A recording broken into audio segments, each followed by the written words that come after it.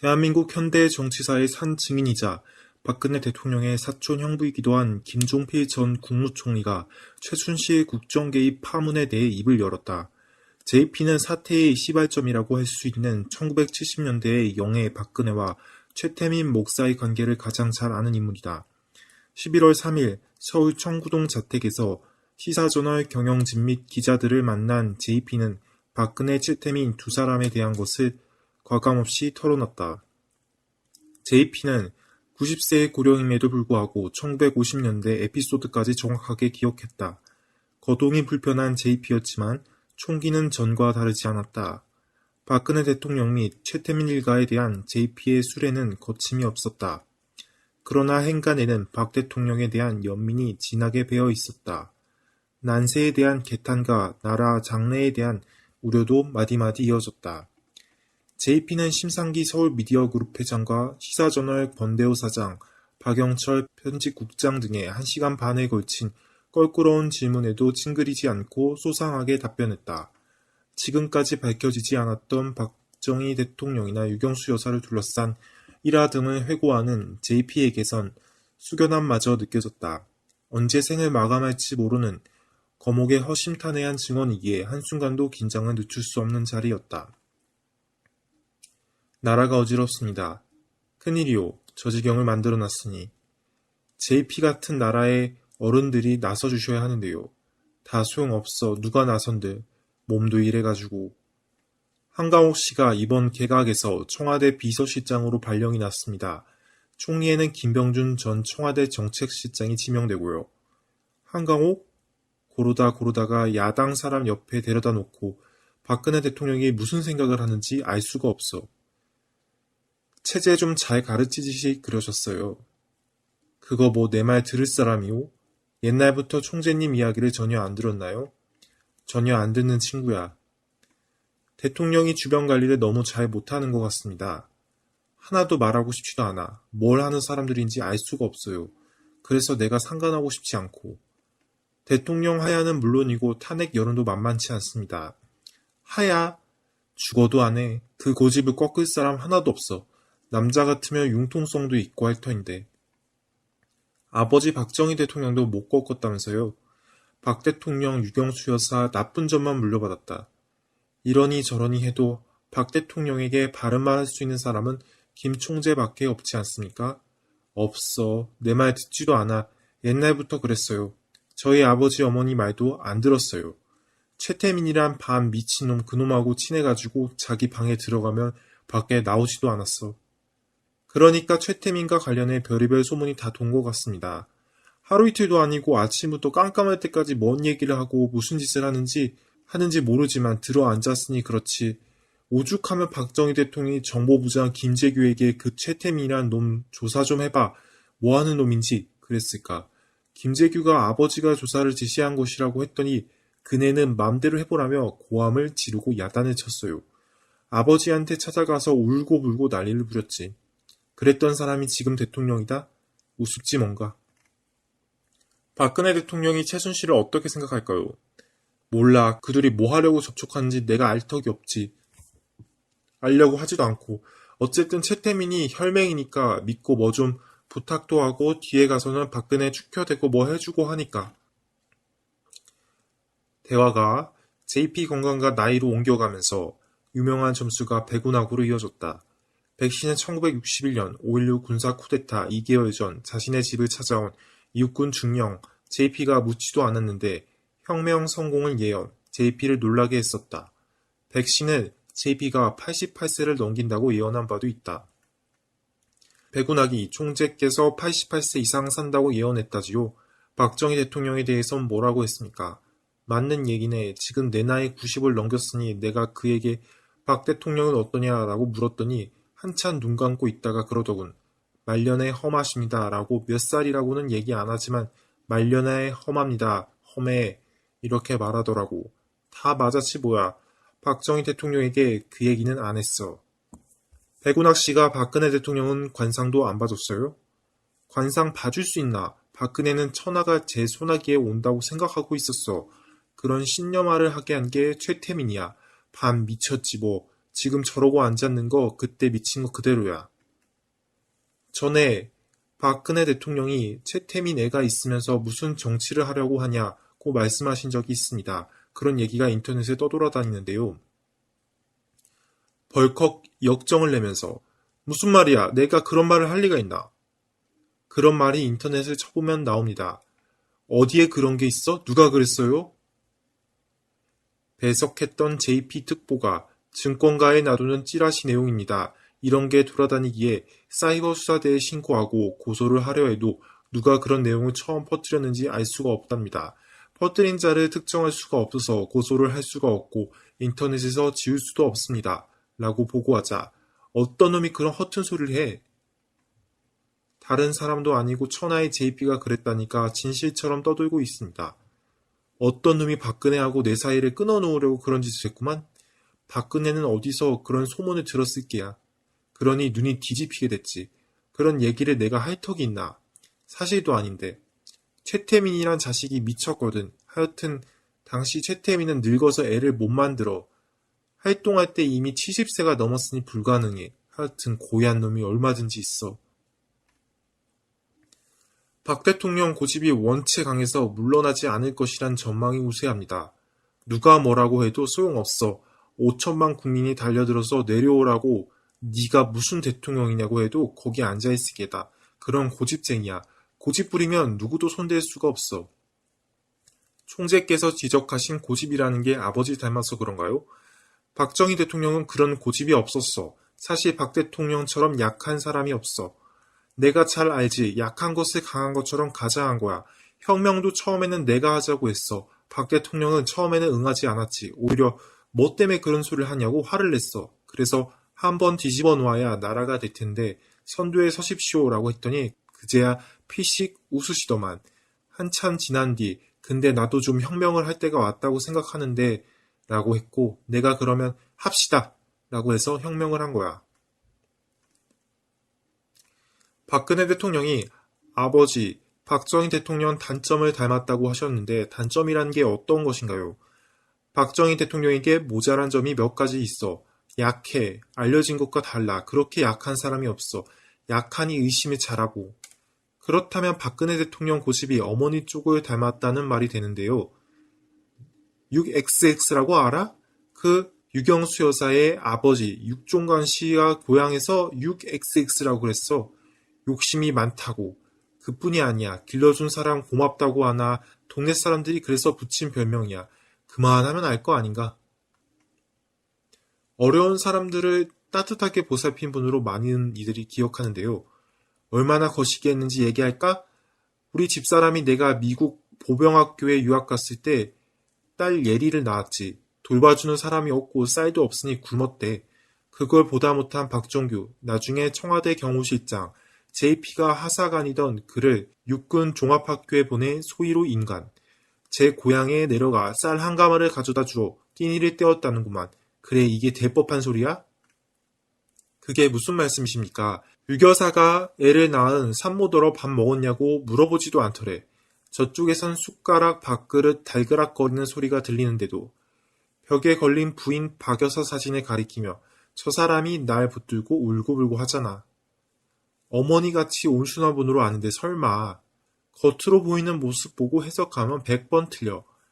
자애로운 국모로 알려져 있는데 그 부분은 정말 상상이 안 가네요. 뭐라고? 오죽하면 내가 미국에서 돌아와서 난리를 폈겠어. 남도 아닌 당신네 조카 딸 아니냐고. 자기는 밥 먹는 소리 내면서 애 낳고 굶고 있는 산모한테 그럴 수 있냐고 막말을 했어. 말 한마디 못하더군. 남에 대한 배려가 없어. 불우한 사람 돌본다는 그거 대통령 부인이란 이름에 맞게 행동한 것처럼 꾸민 거요. 유교사 신화가 깨질까봐 걱정됩니다. 화제를 돌리죠. 박정희 대통령 살아생전 견제를 받았는데 JP가 대통령 자리를 빼앗을까봐 그랬나요? 그런 대통령의 의심이 나를 늘 누르고 있었어. 도저히 안 되겠다 싶어 아파서 그만둬야 되겠다니까 안 된대. 내가 자기 옆에 있어야 한대. 그러면서 어디가 아프냐고 물어. 주치의 등 의사들도 내가 쉬어야 한다고 했지만 안 놓아줬어. 그래서 내게 병이 왔어.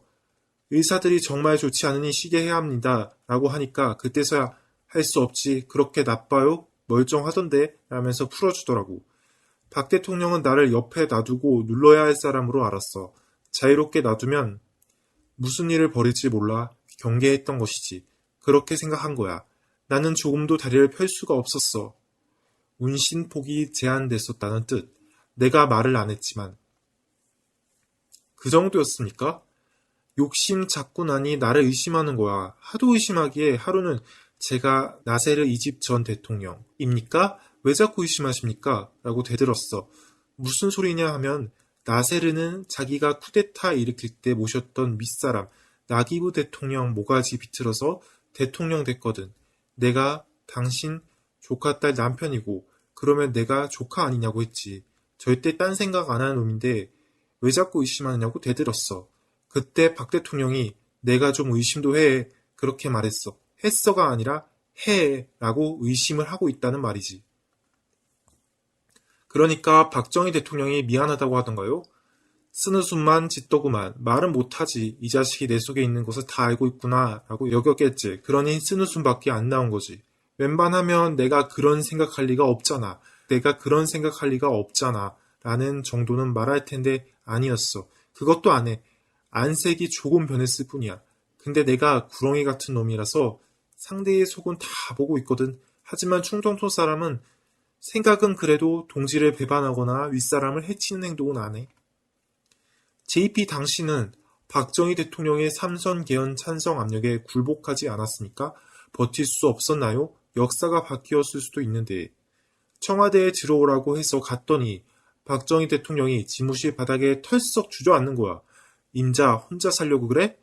혁명 거사 때는 함께 살고 함께 죽기로 서약하고 이제 와서 혼자만 살겠다는 거야? 하더군. 그러니 뭐라 할 말이 없더라고. 그래서 알겠습니다 라고 했지. 청와대를 나선 전국을 돌며 유세를 했지.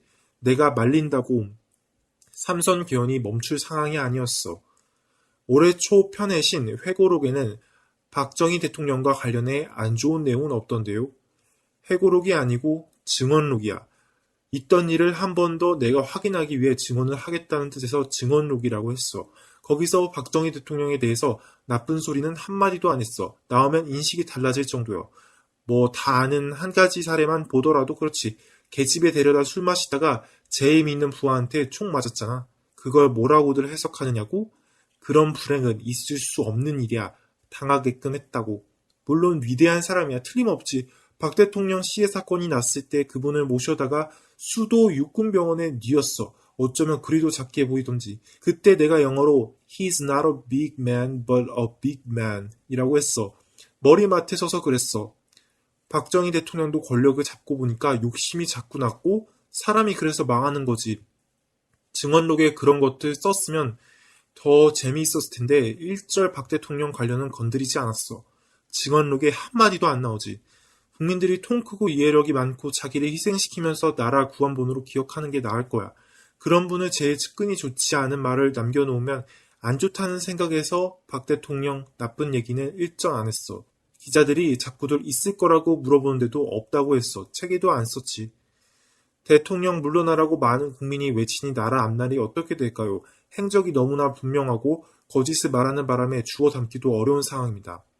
박근혜라는 여자는 국민 전부가 청와대 앞에 모여 내려오라고 해도 절대 내려갈 사람이 아니야. 그 엄청난 고집을 자기 아버지 어머니에게서 물려받은 박근혜야.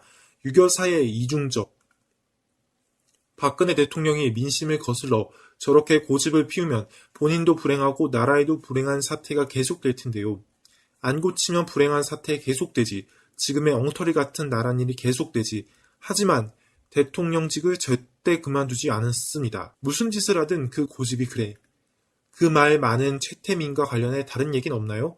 최태민이 제일 처음 왔을 때를 알고 있어. 최태민은 바지가 이만큼 올라가는, JP는 바지 한쪽이 한 뼘 정도 찢겨 올라간 모양을 흉내내며 거지 같은 옷을 입고 나타났어. 체면술 했다는 얘기도 있었는데 박근혜는 그가 말하는 대로 시키는 대로 하면서 무슨 짓을 하고 이끌어가는지 몰랐지. 극빈자 행색으로 처음 그네를 만났는데 그네는 연민의 정이 좀 생겼지. 그게 밀착한 원인이 되어가지고 지금 그 딸 최순실이 몇십억을 마음대로 쓰고 왔다 갔다 했으니. 여당이라는 새누리당은 충격에서 헤어나지 못하고 갈팡질팡입니다. 저들끼리 쌈질이나 하고 어찌 될까요? 깨질 것 같아. 여당 대표라는 사람이 혼자 앉아 단식이나 한다질 않나. 그런 자가 대표랍시고 있지 않나. 안철수 전 국민의당 대표를 어떻게 보십니까? 그가 청구동에 가끔 오지. 그런 새누리당과의 제휴 등 정치 관련 얘기는 않고 이런저런 얘기를 교환하는데 인간 안철수는 괜찮아. 정계 흐름을 비교적 정확하게 파악하고 있어. 안 전 대표가 아직 정치를 잘 모르는 거 아닙니까? 때는 묻지 않았을지 몰라도. 모르지. 내 속엔 구렁이가 몇 개씩 들어있지만 안 전 대표에게 그거는 들어있지 않은 것 같아. 퍽 담백하고 솔직해. 보수 계층의 기대는 반기문 유엔 사무총장에게 쏠리는데 반 총장하고는 어떻겠습니까? 반기문이는 구렁이가 몇 마리 들어있는 사람이고 안철수는 아직 구렁이가 꽁지를 들고 들어앉아 있는 것 같진 않아. 비교적 순수해. 가끔 오는데 얘기를 들어보면 아주 순수한 정치인이야. 차기 대통령은 누가 될까요? 누가 될 줄 어찌 알아? 누가 되면 좋으십니까? 그런 사람 없어. 문재인. 이름 그대로 문제야. 반 총장 같은 사람이 어떨까요? 반기문이 와서 나가겠다고 하면 내가 도와줄 거야. 안 전 대표도 괜찮게 보고 계시는데 안이 출마하면 어떻게 하시겠어요? 안철수는 지금 순수해요. 저보다 나은 사람이 나가면 그만둘 사람이야. 내가 하긴 했어. 서울시장도 양보했잖아. 어거지로 때를 쓰면서 뭐를 하려고 하는 것이었고 도리를 찾아서 판단하더만. 그래. 반 총장도 나오고 안 전 대표도 나오면요. 안철수는 반기문 나온다고 하면 도와줄 수도 있지 않을까? 왜 반기문 총장을 도우려 하십니까? 어쨌든 세계 정부에서 10년 동안 심부름한 사람 아닌가. 그러니까 보통 사람이 못 가진 것을 가지고 있지. 그런 사람이 해보겠다 하면 도와주는 것이 순리지. 이쁘고 믿고가 아니야. 나라 장래를 위해서야. 노무현이 그를 외무부 장관 시켰잖아. 반 총장 머릿속에는 다분히 급진 진보주의가 박혀 있어. 그래서 본인에게 물었더니 JP가 우려하는 것과는 달리 그때만 해도 젊을 때입니다. 이렇게 말하더라고. 쓸만해. 국내 정치가 원체 험하지 않습니까?